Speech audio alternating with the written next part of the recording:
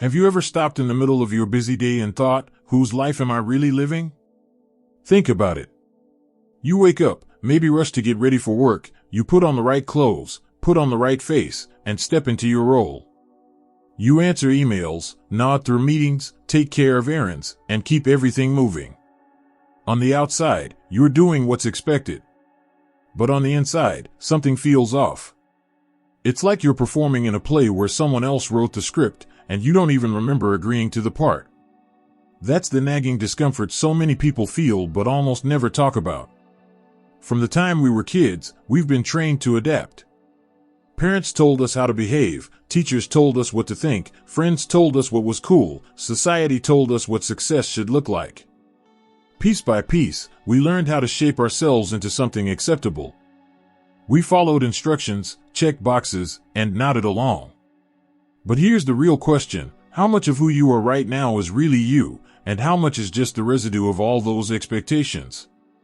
When you pause long enough to hear the silence, does a voice inside you whisper, something's missing? I'll tell you something most people don't want to admit. That emptiness you feel, that sense of disconnection, it's not random. It's not just stress, or work, or midlife exhaustion. It's a signal. A warning light on the dashboard of your life. Deep down, your inner self is trying to get your attention. It's saying, hey, wake up. You've built a life around what others wanted from you, but you've forgotten who you really are. That's not weakness, it's truth. And the tragedy is that most people ignore that voice until it fades. They keep moving through the motions, convincing themselves that this is what life is supposed to be. Think about the typical American routine. You work hard, you buy a house, you raise kids, you collect accomplishments. And yet, how many people do you know who look like they've made it but still carry that hollow look in their eyes? They've done everything right according to the script, but inside they're restless. They've achieved, but they haven't connected with themselves. That's because living by someone else's script never delivers fulfillment. It can bring comfort, approval, even praise, but not authenticity. And without authenticity, no amount of success feels like enough. So let me ask you directly, when was the last time you felt truly alive, like you were living from your own center instead of playing a role? For some people, it was childhood, before the rules locked in. For others, maybe a rare moment on vacation when you forgot about work emails, or a quiet night when you lost yourself in music, art, prayer, or deep conversation. That spark you felt, that's you. That's the real self trying to remind you that you exist beyond the routine. Carl Jung believed that this feeling of living a false life is one of the deepest human problems. He said it's not just discomfort, it's a symptom of disconnection. And when you stay disconnected for too long, the cost shows up as anxiety, dissatisfaction, even despair. Because here's the truth, if you never find your true self, you'll always feel like something essential is missing. You can switch jobs, buy a bigger house, chase relationships, earn recognition, but nothing will fill that gap. Why? Because the thing you're searching for isn't out there, it's in you, buried under layers of conditioning. Now, here's where it gets uncomfortable.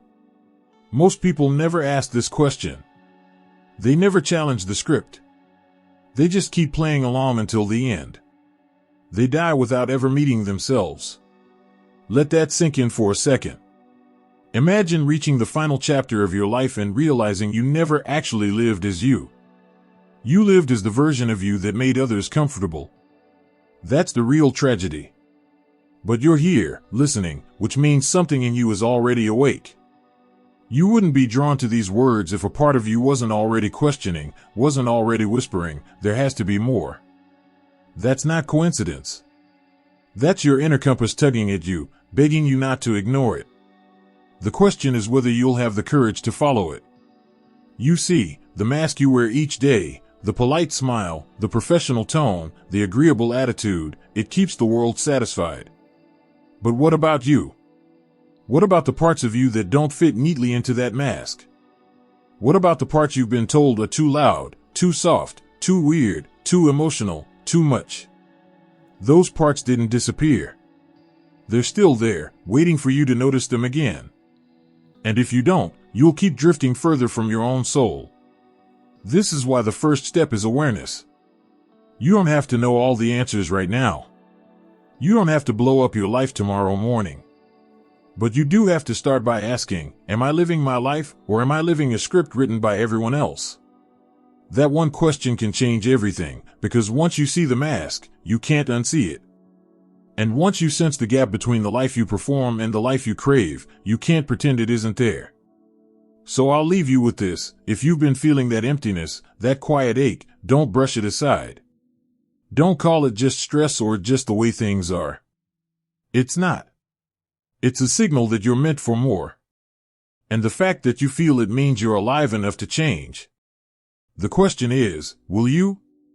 Will you keep following the script, or will you dare to write your own story? Because one day, when the curtain falls, it won't matter how perfectly you played your role. What will matter is whether you lived as yourself. Let's talk about the mask. Because whether you realize it or not, you wear one every single day. Carl Jung called it the persona, and it's not just some abstract psychological theory. It's real, it's personal, and it's operating in your life right now.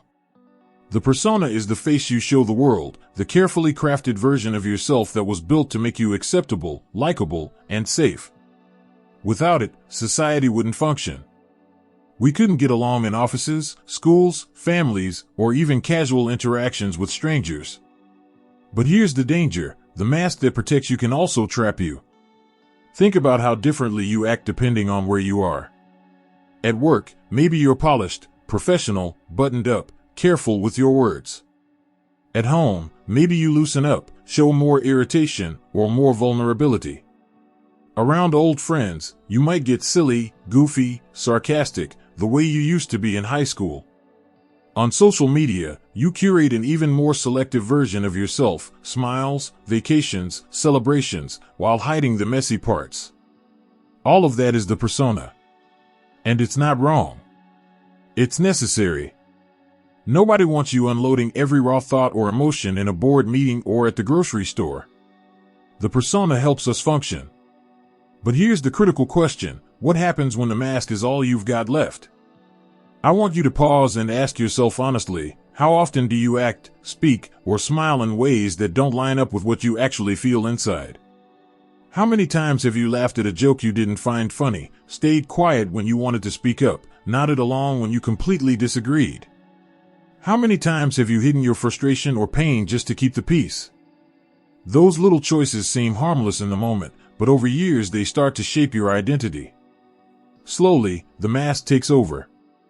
And eventually, you forget where the mask ends and where you begin. This is why so many people feel exhausted even when they haven't done anything physically demanding. They're drained not by the work itself, but by the performance of being who they think they're supposed to be. You play the competent employee, the perfect parent, the loyal friend, the easygoing spouse. And inside you're screaming, "That's not all I am," but the mask doesn't let you show it. Over time, the act of pretending becomes second nature. And when pretending becomes normal, authenticity becomes rare. Now let's get real. The persona has perks. It can bring you compliments, opportunities, promotions. It can get you invited to the right dinners and praised for being agreeable. It can smooth over conflicts and win you applause. But let's be clear, it cannot give you fulfillment. It cannot give you real peace. It cannot bring you joy that lasts. At best, the persona earns acceptance. At worst, it erases you. And the danger isn't just losing yourself, it's also losing touch with the people who matter. Because when all they see is the mask, they can't love the real you. And when they can't love the real you, even the love you receive feels empty. Here's a hard truth. If you've ever achieved something big, maybe a job promotion, a new car, a house in the right neighborhood, and still felt strangely unsatisfied, that's a signal. It means you were chasing approval through the persona, not fulfillment through the self. Jung warned us about this. When we identify completely with the mask, we become a character in our own lives rather than an authentic individual. We think we're free, but really we're imprisoned by expectations. Let me give you an image. Imagine going to a masquerade ball. At first it's fun. You put on the mask, you dance, you enjoy yourself. But then imagine the hours keep passing, and you're still wearing that mask. You can't breathe properly. You can't eat or drink without struggling. People keep mistaking you for someone else. And the longer you keep it on, the more your face underneath begins to ache. That's what it's like to live entirely through the persona. At some point, the mask that once served you starts suffocating you. The crazy part is that most of us are so used to this, we don't even notice anymore. We confuse being polite with being fake. We confuse being strong with hiding weakness. We confuse being professional with silencing ourselves. And then we wonder why we feel disconnected. We wonder why our relationships lack depth, why our work feels meaningless, why our joy fades so quickly. The answer is simple: the mask cannot feed your soul. So what do? You start by noticing when the persona is running the show. Pay attention the next time you censor yourself in a meeting, or force a smile at a family gathering, or post something online that doesn't really reflect what you're going through. Don't judge yourself for it, just notice. Awareness is the first crack in the mask. Once you see the performance, you can start to ask, what would it look like if I dropped the act here, even just a little? And yes, sometimes the mask is necessary. We can't all storm into work and unload our raw emotions on our boss. But you can start small. Share more honestly with a friend. Admit your doubt instead of faking confidence. Say no when you mean no. Let someone see you without makeup, without filters, without polish. Every small act of authenticity weakens the mask's grip. I want to warn you, this won't feel comfortable at first. In fact, it might feel terrifying. Because the persona has kept you safe for years. But comfort and growth rarely live in the same room. And if you want fulfillment, if you want to know who you really are beneath all the roles you've been playing, you'll have to risk showing your real face. So I'll ask you again, not as a casual question but as a challenge, who are you without the mask? Who are you when you stop performing, when you strip away the roles, when you let your guard down? That's where authenticity begins. That's where your true life starts. And until you're willing to confront the persona, you'll never fully meet yourself. The world may reward your mask, but only your soul will reward your truth. And the choice between the two, that's the choice that defines your life. If the persona is the mask you wear for the world, then the shadow is everything you've stuffed away so the world wouldn't see it. And this is where things get uncomfortable, because the shadow is not just theory, it's alive inside you right now. It's the side of you that you don't want to admit exists. It's the anger you swallowed, the tears you hid, the envy you denied, the impulses you buried, the words you wanted to shout but never dared to say. All of it is down there, waiting in the dark. And the scary part? It doesn't stay locked up forever. It leaks out, usually at the worst possible times. Think about the last time you overreacted. Maybe someone made a small comment at work, and you exploded far bigger than the situation deserved. Or maybe you felt an irrational jealousy over a friend's success, even though you told yourself you should be happy for them. Or maybe you've had moments where someone criticized you, and your whole body lit up with rage or shame, and you didn't even understand why. That wasn't random. That was your shadow speaking.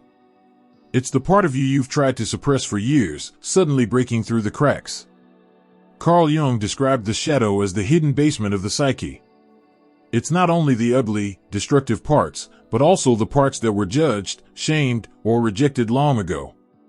Maybe as a kid you were curious and asked too many questions, and someone told you to stop being annoying. Maybe you showed sensitivity, and someone called you weak. Maybe you expressed anger, and someone punished you for it. So you learned to hide those parts of yourself. You pushed them into the dark, thinking they'd stay there forever. But here's the truth, nothing you bury inside disappears. It just waits. And the longer it waits, the stronger it becomes. What's even more tragic is that much of what we hide isn't even bad. It's simply what didn't fit other people's approval. Your creativity, your intensity, your wildness, your softness, your vulnerability, any of these could have been pushed into the shadow just because someone else didn't know how to handle them. And so you clipped your wings to fit in. You silenced yourself to be loved. And now you walk around half alive, not realizing that the very qualities you locked away are the ones you need most. This is why ignoring the shadow is so dangerous. When you don't face it, it controls you from behind the curtain. It sabotages your relationships by making you lash out. It drains your confidence by whispering lies about your worth. It poisons your joy by constantly reminding you of the parts you refuse to face. And because it operates in the unconscious, you don't even realize it's happening. You just feel stuck, frustrated, confused, repeating the same mistakes again and again. But here's the shift I want you to see: the shadow is not your enemy. It is not there to destroy you. In fact, it's the doorway to your power. Inside the shadow live the gifts you abandoned, the courage you repressed, the creativity you dismissed, the passion you muted.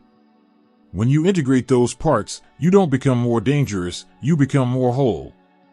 You stop living like a fragmented puzzle and start living like a complete picture. That's what individuation means, not perfection, not purity, but integration. So how do you begin to face your shadow without letting it consume you? You start by paying attention to the triggers. Every time you have a big reaction to something small, that's a clue. Every time you judge someone harshly, that's often a projection of something inside you.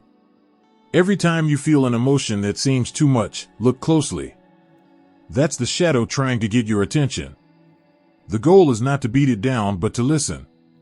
To say, "What are you showing me about myself?" This work isn't glamorous. It won't get applause from the outside world. In fact, it may even scare the people around you, because when you face your shadow, you stop playing small. You stop pretending. You start showing more of who you really are. And that can make others uncomfortable. But you didn't come here to live for their comfort. You came here to live for your truth. Let me give you an image. Imagine your shadow as a locked basement door in your house. You've lived upstairs for years, pretending the basement doesn't exist. But at night, you hear noises down there, creaks, whispers, crashes. You feel uneasy, but you tell yourself, "It's nothing, I'll ignore it." Meanwhile, the basement is filling up with everything you've shoved inside: anger, grief, talent, love, pain, joy. The more you ignore it, the louder the noises get. At some point, you can't live upstairs peacefully anymore. The only choice is to go downstairs, open the door, and face what's there. And when you do, you realize it wasn't a monster at all. It was you, the parts of you waiting to be reclaimed. That's why Jung said you cannot be whole until you integrate your shadow. Wholeness doesn't mean pretending to be good all the time. It means embracing the fact that you are both light and dark, both strength and weakness, both discipline and desire. It means no longer hiding from yourself. And once you do that, the shadow loses its power to sabotage you. Instead, it becomes your ally. So I want to challenge you: what part of yourself have you been hiding because you think it's unacceptable? What quality, what emotion, what truth have you shoved into the dark? What would happen if you stopped running from it and started listening to it?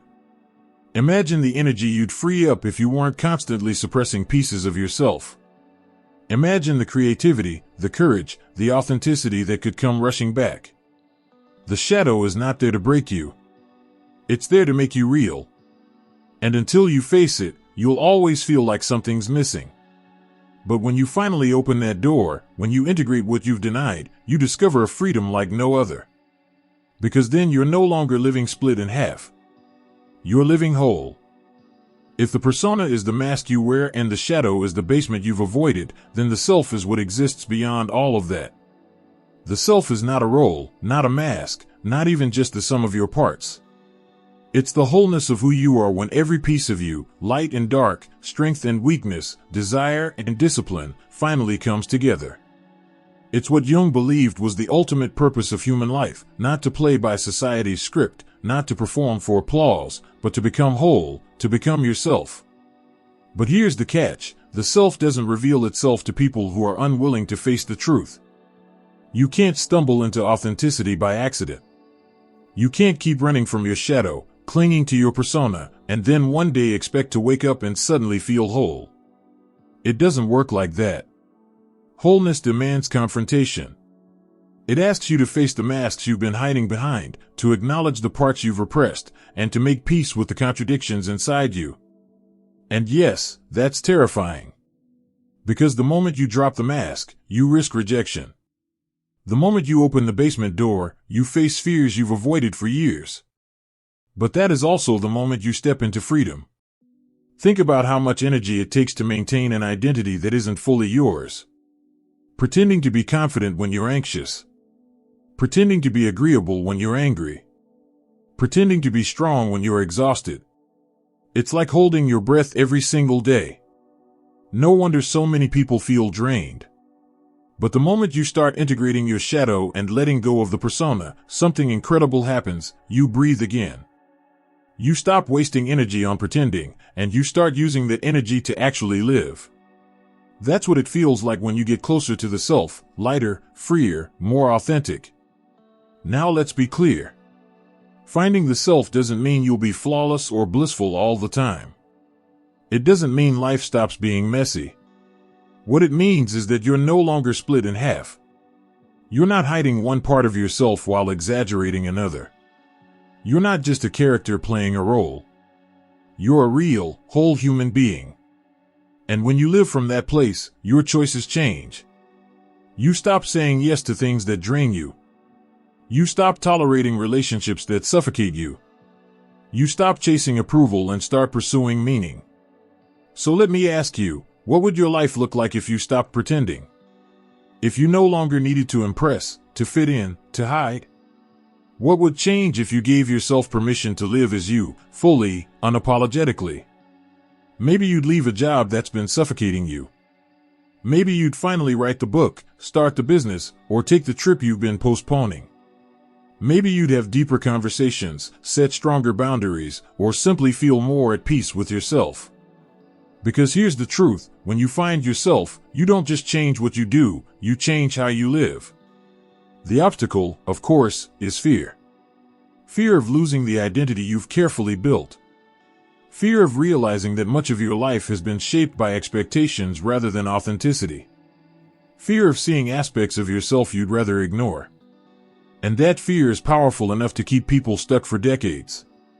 But let me tell you something, the cost of staying stuck is far greater.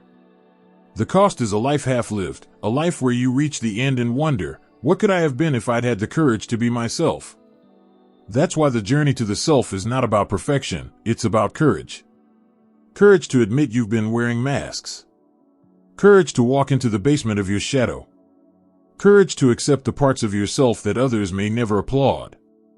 And courage to stand in your truth, even if it means disappointing people who only love the mask.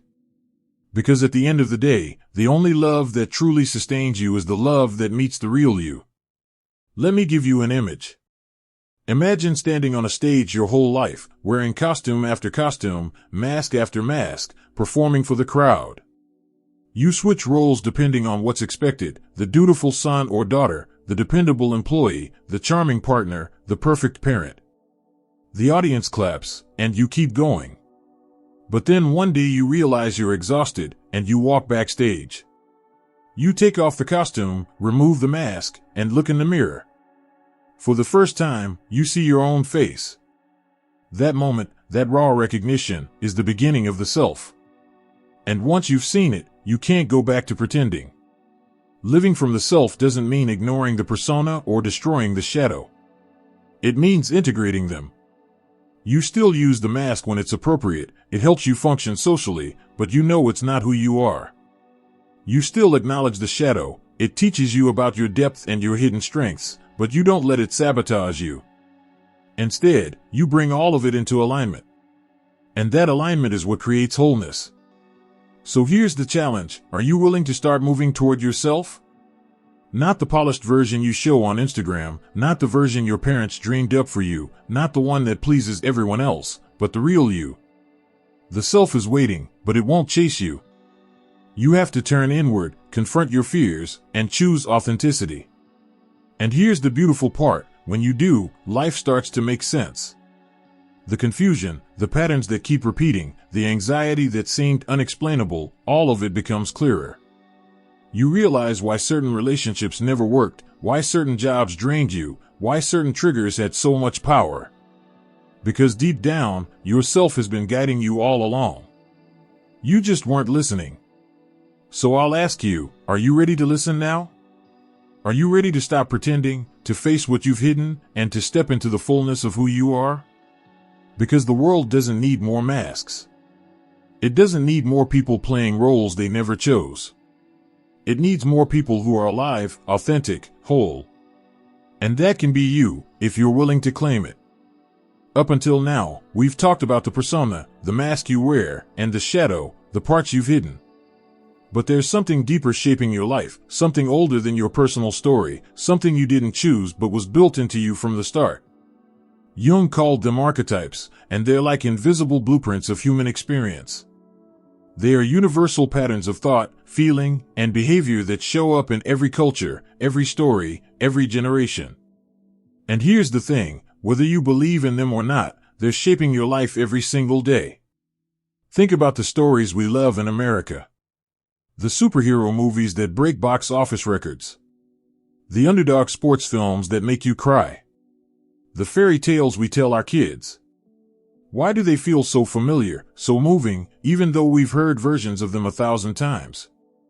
Because they're built on archetypes, the hero, the villain, the mentor, the rebel, the caregiver. These aren't just characters on a screen. They're forces inside you, waiting to be recognized. Maybe you've lived as the hero, always carrying the weight, always stepping up, always fighting battles for everyone else.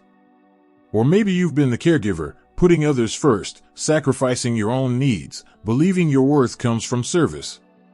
Maybe you resonate with the rebel, always questioning rules, pushing against systems, unwilling to accept that's just the way it is.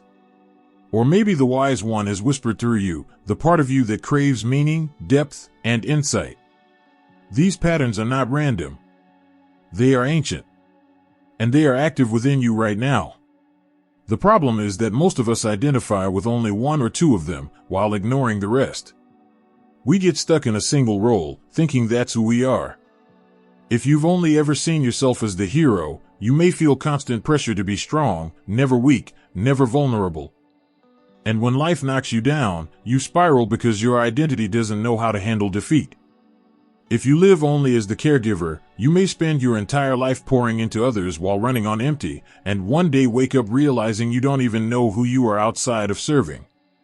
If you cling only to the rebel, you may burn every bridge in the name of freedom, but find yourself isolated and bitter. Each archetype has wisdom, but if you cling to one and deny the others, it becomes a prison. Jung believed that part of individuation, becoming whole, was recognizing the archetypes at play in your life and integrating them instead of being dominated by them. In other words, you're not supposed to erase the hero or silence the caregiver or reject the rebel. You're supposed to notice them, understand their power, and then balance them. Because when you integrate, you stop being controlled by these unconscious patterns and start using them consciously. That's when life begins to shift. So how do these archetypes show up in your life? Look at your dreams. Look at the recurring roles you play in relationships. Look at the stories and movies you're drawn to. Do you always identify with the rescuer, the lover, the rebel, the teacher? Do you find yourself repeating the same dramas, always saving people, always getting betrayed, always seeking approval, always challenging authority? Those aren't coincidences. They're clues. They're the archetypes inside you, calling for your attention. Here's the danger: if you don't recognize them, they run your life in the background. They dictate your choices without you even knowing it. That's why people repeat the same mistakes, falling for the same toxic partners, sabotaging their own success, chasing goals that never satisfy. They're not cursed, they're unconscious. The archetypes are steering the ship, and the person doesn't even realize they're not the one holding the wheel. But when you become aware of them, the power flips. You stop being a puppet of these invisible forces, and you start becoming the author of your own story. Imagine this like a stage inside your mind. The hero, the caregiver, the rebel, the wise one, they're all waiting backstage, ready to come out. If you only ever let one actor perform, the show is flat, one-dimensional. But when you start allowing the others to step into the light, the performance becomes richer, deeper, more authentic. That's what happens when you integrate the archetypes. You don't erase them, you orchestrate them. And here's why this matters to you. Maybe you've been feeling stuck, like life is on repeat. Maybe you've wondered, why do I always end up here? The answer could be that you're living out a single archetype without realizing it. You're over-identifying with one role, while other parts of you are begging to be expressed. Until you let them in, you'll keep repeating the same patterns. But the moment you become aware, you unlock choice. You can say, I don't have to play the hero today. I can let the caregiver rest and let the rebel speak. I can balance the wise one with the lover. That freedom, to choose instead of being chosen, is what makes you whole.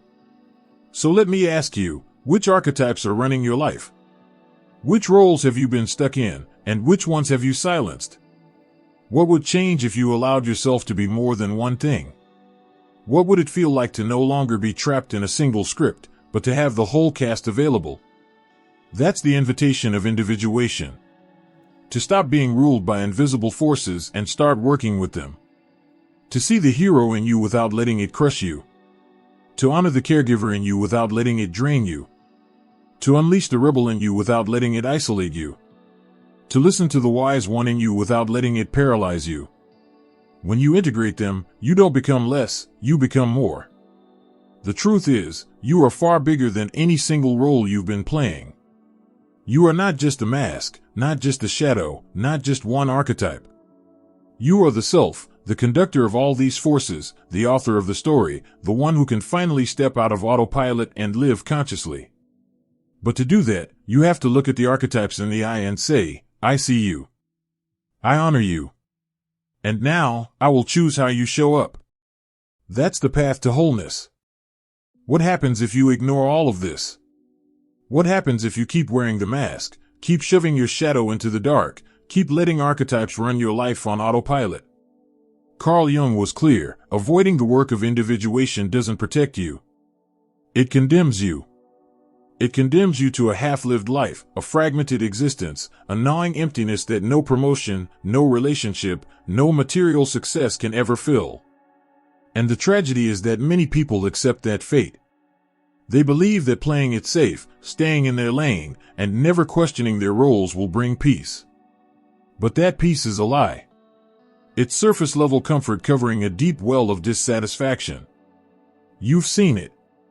You know people who look fine on the outside, house, career, family, even the smile, but behind closed doors they are restless, anxious, and secretly resentful.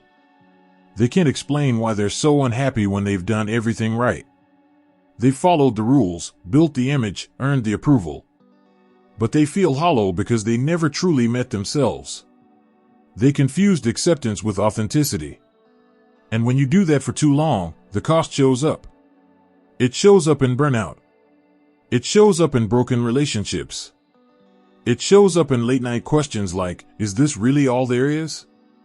And let's not sugarcoat it. Non-individuation doesn't just make you uncomfortable, it makes you suffer. It creates destructive patterns that repeat endlessly. You see it in people who bounce from one toxic relationship to another, always blaming bad luck but never realizing it's their unconscious running the script. You see it in the person who keeps sabotaging their own success, afraid of outgrowing the mask they've built. You see it in people who drown themselves in distractions, alcohol, workaholism, endless scrolling, because silence would force them to face themselves. The unconscious will not be ignored. If you don't deal with it consciously, it deals with you through suffering. There's another cost too, and it's resentment. When you deny who you really are, anger builds up. Sometimes you direct it outward, you blame your partner, your boss, your parents, society itself. Other times you turn it inward, self-loathing, depression, destructive habits. Either way, resentment corrodes your spirit. It convinces you that life is unfair, that you are powerless, that nothing will change. And once that belief sets in, you stop trying. You settle into quiet despair. And make no mistake, that is the cost of refusing to meet yourself. But here's the hope. There is another way. The way of individuation. The way of wholeness. The way of becoming who you really are, not just who the world trained you to be. This path is not easy. It takes courage to peel off the persona. It takes humility to face the shadow. It takes awareness to recognize the archetypes at work in you. But on the other side is freedom. The kind of freedom most people will never taste. What does that freedom look like? It looks like no longer performing for approval. It looks like walking into a room and not worrying whether everyone likes you, because you like you. It looks like setting boundaries without guilt. It looks like chasing goals that matter to you, not the ones that impress your neighbors. It looks like deeper relationships, because people are connecting to the real you, not your mask. And most of all, it looks like peace. Not the false peace of fitting in, but the real peace of living aligned with your own essence. Think about this. When you integrate your shadow, you stop being haunted by your repressed emotions and start using them as fuel. When you balance your archetypes, you stop repeating destructive patterns and start choosing consciously. When you live from the self, you step into authorship of your own story. You're no longer just a character on someone else's stage. You're the writer, the director, the actor, all at once. That is the reward of individuation. And I'll be honest with you, most people will never take this path. They'll stay hidden behind the mask. They'll keep avoiding the basement. They'll keep letting the archetypes run the show. And they'll convince themselves that it's fine. But I know you're different, because if you weren't, you wouldn't still be here listening. You wouldn't still be wrestling with these questions. Something inside you is awake. Something inside you refuses to settle for half a life. So let me ask you, right now, are you living, or are you just existing? Are you writing your own story, or are you reciting lines someone else gave you? Are you ready to face the discomfort that leads to freedom, or will you stay in the comfort that leads to regret? These are not abstract questions. They are the questions that define the quality of your life. Because at the end of it all, when the curtain falls, the applause won't matter. The masks won't matter. The roles won't matter. What will matter is whether you had the courage to be yourself. Whether you stepped into your wholeness. Whether you lived aligned with your truth. And here's the invitation. Don't wait. Don't keep postponing your own life. The work of individuation, of becoming whole, begins the moment you decide to stop running. The moment you say, I'm ready to face myself. The moment you choose authenticity over approval. That's the moment you start living. So I'll leave you with this challenge. Cut the strings. Drop the mask. Face the shadow. Balance the archetypes. Step into the self. Because your soul wasn't made to perform, it was made to live. And the world doesn't need another perfect mask. The world needs you. The real you. Whole, alive, and free. Thank you for staying with me until the end of this journey. I know your time is valuable. If this message spoke to you, if it gave you even one moment of clarity or peace, I'd be grateful if you'd let me know. A simple like, a comment with your thoughts, or subscribing to the channel helps this community grow, and it helps more people who might need these words to find them. Share your reflections below. I do read them. I'll see you in the next chapter. Until then, take care of your peace.